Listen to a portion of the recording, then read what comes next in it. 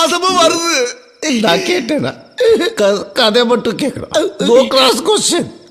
கேட்டா என்னது இது? சங்கு பிச்சு எரிஞ்சிடுவேன். அப்புறம் என்னது என்னது? சலங்க. ஐயோ, சலங்க சத்தமும் கேக்குது. நான் கேட்டேனா? இல்ல. அப்படியே காத்துல வெள்ளையா ஒரு உருவம் மாறி புகையா கிளம்பும். கிளம்பிருச்சுப்பா, கிளம்பிருச்சுப்பா. அக்கா, நீ ஏன் பொம்பளை மாதிரி சிரிக்கிற? நான் சிரிக்கல ஐயா, பேயே நேரடியா வந்து சிரிச்சுக்கிட்டு இருக்கியா. அங்க